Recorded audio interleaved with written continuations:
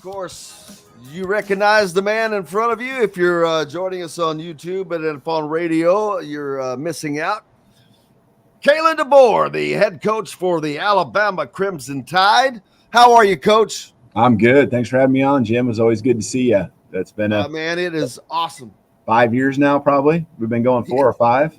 Yeah, pretty good. Got a pretty good run going. We do. And I'm going to take all the credit for all the success that keeps coming your way every time. As you should.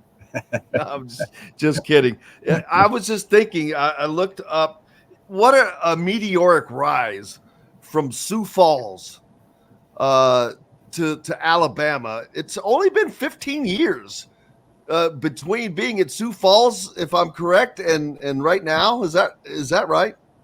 Yeah, that would be 2010 or 2009 was my last year at Sioux Falls, but there was 10 years there. There was a lot of time that was put in to get to that point. So yeah, it's been a lot of opportunities and great moments. Being at Indiana would certainly be one year that especially my family's heart as well. Yeah, it's just been a great to see that as well, though, because it's just a different thing, and you don't always get to see guys that start out. You were an All-American player, much less, and then the coaching, you were an All-American coach right after that, winning all those championships, and is to really just burrow through. But talent is hard to keep down, and talent is something that you definitely have in spades in doing what you do. A great run at Washington, and congratulations on getting the guys in the draft that went. Rome and Tony joining us there. Rome and how about a surprise pick for Michael Penix Jr. going number 8 to Atlanta. So it's got to be proud. You have to be proud when you see those guys go. And they're going to achieve great things. Yeah, it's special because we all know, especially you do, with what Michael went through, and just injuries and adversity, and he just continued to plug away. And he's a special person, and just kept believing. Had a great support system around him, and just the last 2 years, just everything he did was amazing. And he and the other guys from Washington couldn't be more proud, happier for them getting their opportunities. They deserve it. They've worked extremely hard for it. So yeah, it was a special weekend for sure. Well, that reminds me of someone else who's worked hard for everything, and that would be Kalen DeBoer.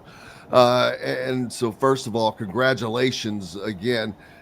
Could you have ever imagined being in this position that you are? I mean, this is the pinnacle of college football. Alabama is the top. Coach Saban just took them to a different level, and where they have kind of stood alone, to be honest with you. I'm not telling you something you don't know, but I mean, and now you're standing on that peak. Yeah, I mean, I think that if you go back to when I first started coaching, no. I loved being a high school coach at Washington High School in South Dakota, in Sioux Falls there for 2 years. And, man, I could have done that forever and enjoyed it. Was with great people there as well. But, being at Sioux Falls was just 10 years, 5 years as a coordinator, 5 as a head coach. It was the same mindset. It was just enjoying the moments, enjoying the championships, the players I got a chance to be around and coach. But I think that, there came a point where you kind of realize, like, ball is ball, and it's just a matter of getting the right opportunities, being around the right people, and, continue to grow. Southern Illinois, Eastern Michigan, having those experiences and the people you're around, to where you just kept adding to, not your style of coaching, but just whether it's offensively or just organizing a team. You just continue to see great people, great leaders do it in a little bit subtle and different ways. And, I've kind of taken those things and just add them to what because it all fits what I believe in. And when you believe in something, you just work as hard as you can. And I fortunately got like-minded staff around me that carry on and continue to build the culture that I want in the program.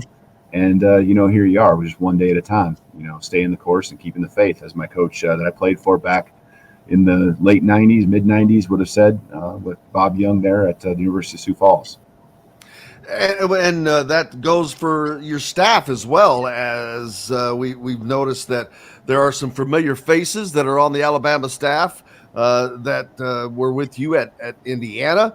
It's amazing, to be honest with you, the number of guys that are there. But your offensive coordinator, Nick Sheridan, was in the same position at Indiana, and of course Kane Wabick, who was the DC and is the DC there now, but went on to become the head coach down in not too far away. You didn't have to go too far to get him. Yeah, both of them kind of different routes as far as, Kane getting a chance to go be a head coach. And then, it being here in Alabama and all his connections, of course, it goes back even beyond his time coaching. His dad was in the SEC for many years as a coordinator and well known. But and then Nick, Sheridan, met him there at Indiana, and I think what I saw with both of those guys at that time is how sharp they were. That their hearts were in the right spots. They were extremely hard workers. They both of them, I kind of alluded to it with Kane, but they're both like sons of coaches. They've been around ball. They've been around the game their entire life. They get it. There's a knowledge piece, but there's also just a lifestyle piece that they both have. And they just every day were so critical to our success back in 2019, whether it be offensively with Nick or just as a team. And the way Kane was willing to work with me to help make sure our offense was in a good spot so we could have success as a team. Those are the type of people you want. And fortunately get to have them here with me at Alabama. Even the strength coach, Dave Ballou, was also on there too. I mean, it's crazy. Of course, he left before anybody. Coach Saban saw the wisdom in that and pulled those guys out and down to Alabama. So he was ready and waiting. Did he have a welcome basket for you? Dave, Coach Ballou has been amazing, having that relationship with him going back to 2019, and then knowing what his style was and getting here and just meeting with the players for 5 minutes, it was very apparent that he had put his stamp on the program from a strength conditioning standpoint, from, a culture building standpoint. He's been critical to the success. He's been one of those pillars here, to help get the guys, ready physically, but also mentally. And, really excited about the direction he continues to take our guys. They believe in him. We have, he's built and helped been part of building an amazing facility. Obviously, it takes some money and some other people to do that as well. But his vision in that area has been huge, for the success here at Alabama. Tony Tsoukalas is with us as well from Alabama Tide. I'll let him jump in and ask something so I don't crowd it all. But Tony, how are you? Hey, well, first of all, thanks for having me on, Jim. And how's it going, Kalen? I'm good. Good to see you. Good to see you, Tony. Yeah, good to see you as well, Coach. I guess the thing I'll jump in and ask is we're all down in Alabama wondering how you're adjusting. What's the biggest difference from coaching at maybe Indiana and Washington? What's the biggest maybe cultural shock you've had so far coming down here at Alabama? Is there anything that kind of stands out for you? Yeah, I get that asked that question a lot. I think the Indiana piece, I was an assistant, and so your day-to-day routine is different. Just trying to put together an offense, and getting ready for each and every practice. From a culture standpoint, it honestly, there's not a lot of difference as far as, your geography, your living. I know we're further south, and everyone here in Alabama might feel a little different about that. I got to experience something pretty different, I guess, this last weekend down at Orange Beach with the Mullet Toss that happens, so that was something that was new. Down with a few, our basketball coach, Coach Oates, and a couple of players, and you got to experience that. But you've got to explain a mullet. What is the mullet toss? A mullet's a fish, and they just throw it. It's exactly what it sounds like. Oh, I was thinking of the haircut. I'm like, no, that's wrong. Going down the wrong road. Right there on the beach. right there on the beach. So A mullet hair toss would be just as interesting, though, Jim. I was wondering how that was going to work, so I was like, I've got to hear this. yeah, I needed to explain better. I'm sorry about that, Jim. I assumed too much. No. I'm just, I guess it's a cultural or indigenous, more indigenous. But I think that I think just in the end, the people that I'm just engulfed with right now is our team, and there's so many similarities. You asked even Washington. I mean, there's so many similarities on just the mindset guys have. They have it here. They want to be the best. At Washington, those guys wanted to be the best, and there's a lot of similarities. And the fortunate piece, when I've gotten to go different places, is I've gotten to choose where I get to go. So I went to Indiana. I got to choose to be around great people there. When I went to Washington, I got to choose to go be around some amazing people there as well. And so that's the case here at Alabama. And they love their football. Being at the spring game with 72,000 people there. I hadn't experienced anything like that. Landing with my family the night I got the job and meeting the team and having what felt like thousands at the airport there to show their excitement and greet you. That was a special moment for us all too. So there's been pieces along the way. When you walk into high school right now with the script A, on your chest, especially I was able to do that in January, February, the first week in February. People are excited to see you and they understand what that A means. Well, I know that you knew going into this that this is a different beast, but what was the first thing that really hammered that home? Like you just mentioned, arriving at the airport or the spring game with 72,000 people. It's just different at places like Alabama. Alabama is just one of those few, though, that is at the top, and it is really different. So, but what was the first thing that really hammered that home? I think those are it, but I also just know that just generally speaking, the excitement that prospects have had and wanting to come to campus when they get those invites during spring ball or junior day that we had earlier, those things I don't want to say it's easier, but man, you have their ear right now, them and their families. And, I think, inside the facility, some of the resources we have, not just the people, which I think are amazing, but the resources we have that are available, and seeing some of those that our players have the opportunity to utilize each and every day to help them be their best. Those are things that just keep adding on. And, it's not just the size of the weight room, it's what's in the weight room. It's just the flow of the whole facility and how we can be efficient. There's just a lot of things that have been well thought out. Tribute to everyone who's been here before as well. Obviously, Coach Saban, had some vision and a lot of say in what else taken place here over the last 17 years.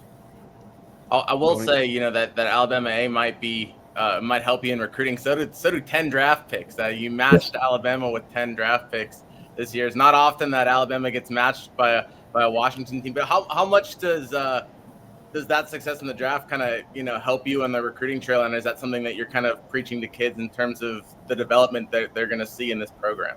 Yeah, I think all those things do matter because these guys that come to Alabama, and these guys are looking to go to the right place and make these decisions. They want to know what their development's going to look like, and that's one of the greatest ways to gauge and measure the development that they're going to have. And again, I've just talked about the resources. Now you talk about the people, and the people that have done it with me, at different places, or have done it successfully if I haven't been with them, are here in this program, and we just trying to show them the vision, show them the way that we foresee these prospects and their futures happening to where they're going to be drafted when their time comes. And so, our first round draft picks when their time comes. So it's been really cool, kind of building on that momentum. Whether it's the guys that are here from Alabama that got drafted, or the guys that I got a chance to develop there at Washington. Kevin Brockway, a good friend of mine, you probably don't remember just only being here a year, but he was covering the Hoosiers when you were here. Now he's down in Gainesville covering Florida, which he was down there before. But he went to his Mullet Toss back in 1999 at Fort Walton Beach. So I'm getting an education here today, man, and I appreciate that very much. what has it been like? And I know this is not something that you think about, but filling Nick Saban's spot, I started to say shoes, but following Nick Saban, who is looked at by many as the greatest college football coach of all time. If you looked at it, I guess it would be pretty damn daunting. Is the best way to just not worry about that and just continue to forge your own path? Oh, yeah, I think it's impossible to use the word replace, whether it's, like you said, replace his shoes, replace the legacy he's left. I think, you have to make it your own, but, I think you also, this program is what it is because of everything he's put into it, as well as others, right, that were alongside of him or even before Coach Saban. So, he's built this program up into something special. I take special note to the things, whether it's the processes or, what everything that had been done during his time here, because I'm sure he went through a lot of those, measurable kind of, decisions that were made to get to this point. So, but from my end, I got to be who I am. That's just how it's been. That's what's led to the success I've had wherever I go. I think, it's work. It can work in different ways, and everyone here has embraced me in a way where, I couldn't ask for anything more. It's been an awesome 3.5 months. Tony? What has been the most challenging thing you've faced? I mean, you've been able to handle most things pretty well. Has there been something that's, been a challenging time since you've gotten to Alabama that maybe it's tougher than you expected to deal with? I knew it would be really hard, but I think the first couple weeks, just when you really break it down and you think about really no other players on other programs could enter the portal. At the time I took the job, our guys had 30 days to enter the portal. Those first 2 weeks, the intensity of just trying to make sure I met with as many guys as possible. I couldn't meet with the whole team, but individually.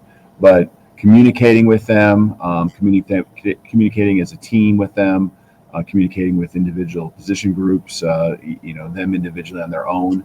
While you're hiring a staff, one by one, and trying to be thorough with that. Had a good idea of how I wanted it to look, but just really trying to be thorough and trying to bring the best people in here, even if I didn't know them. And can't say enough about the staff that I retained that is here in place. Freddie Roach, defensive line coach, Robert Gillespie, running backs coach, two guys on top of a lot of off the field staff that really helped in that transition. But those 2 weeks right there, 3 weeks maybe, I think once we got past the first 2 weeks, I had a pretty good feel that, these guys that were with us. And we really didn't have anyone, entering the portal or anything after that. But, you weren't going to add to your roster during that time. It was only guys that were going to leave. And this isn't a program that was 1-11 or, on the decline. This was a program that went to a national semifinal game. And so there's a lot of really good and highly sought after players, here. And the noise that surrounds them, the number of people that recruited them probably coming out of high school, there's a lot of people, a lot of noise, and these guys stayed true to why they came here. They believed in Alabama. They believed that, we could build a staff and continue this momentum. I can't tell you.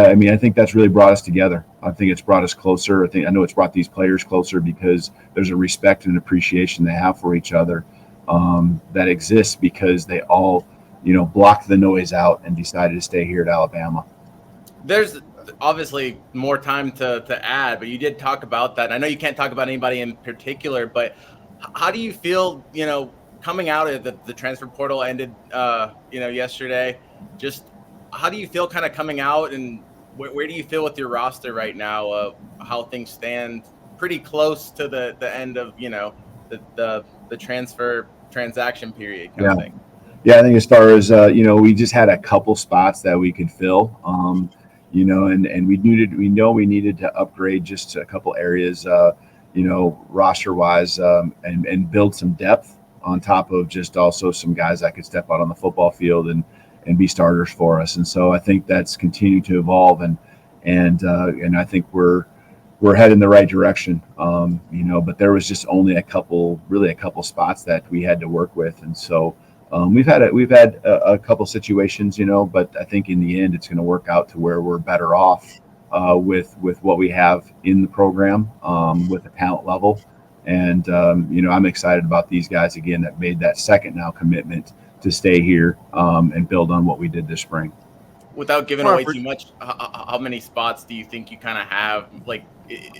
Yeah, we have probably 3, Okay. 2 to 3. About 3 spots. I was going to say, I'm going to make sure I don't forget to give a shout out to your assistant, Allie Smith, for being such a help. And that's got to be great having somebody to help navigate all that stuff like that. Oh man, Allie's she's gonna go crazy knowing she got some time here on this show. So she's done a great job. She was with me at Washington as an assistant there and as executive assistant. And yeah, so she helped set this up. So yeah, we all appreciate her. Absolutely. And I asked you earlier, the break, the family, you said your family's about to move down there. Yeah, we're probably closing in on a little less than 2 weeks that they'll be down here, and we'll get a chance to move into a home together, about 3 weeks from now. So excited for all that, getting to the routine of life, just that's still, I think, when you're in that right frame of mind, that's when you're at your best. And so I can't wait to have them here. They're the ones that allow me to go to work every day and kind of pour into these guys, this program, and seeing them each and every night, each and every morning. That's what makes your day. So do it for them. And I can't wait to have them here. I can only imagine 2 kids, right? A son and a daughter. Is that right? I have 2 daughters. Yep. 2 daughters. Oh, wow. You have 2 girls. daughters. There's no pressure for football with them. So that's a good thing. I was going to wonder that next thing. I have one daughter and she goes to Ole Miss.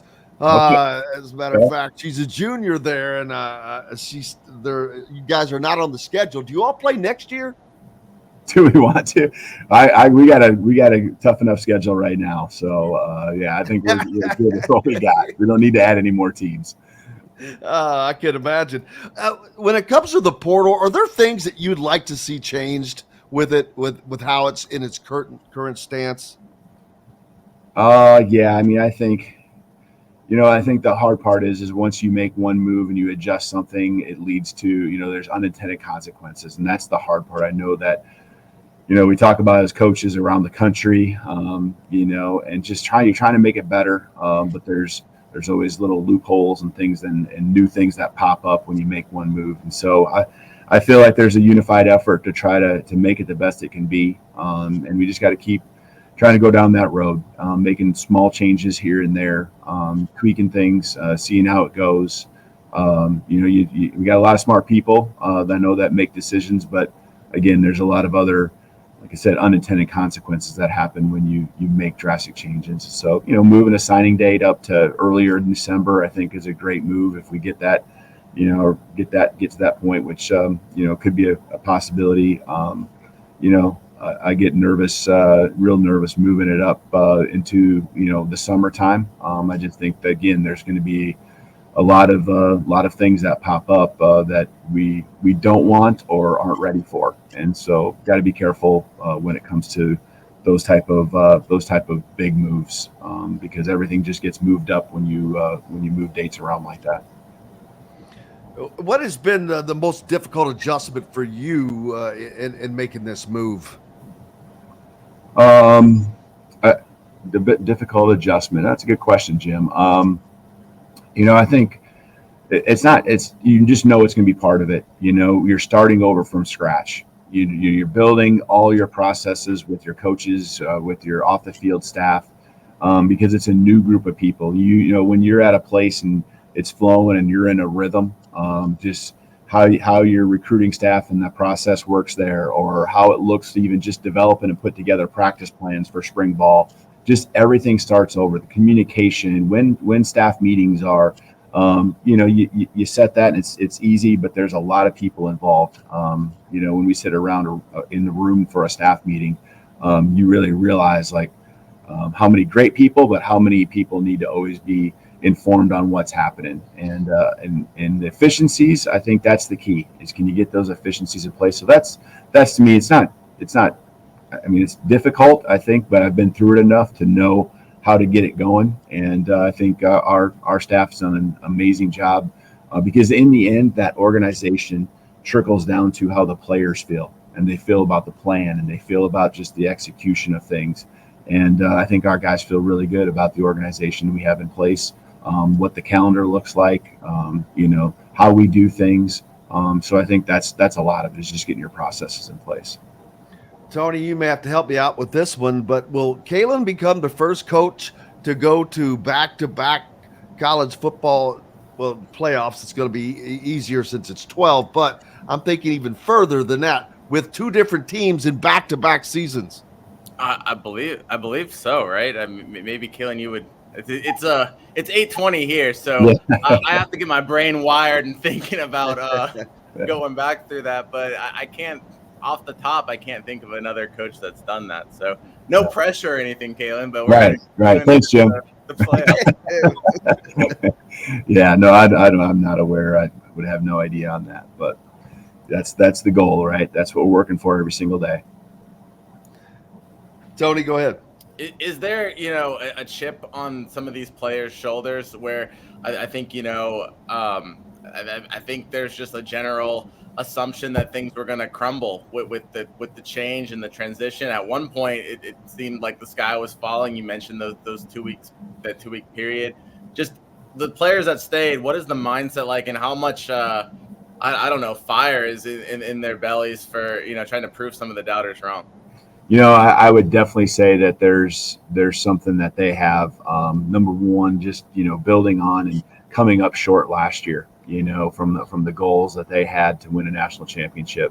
And so I think we've been able to really come together because I came up short with my personal goals, with Washington, where I was at as well. So that's been kind of a uniting kind of idea and thought there.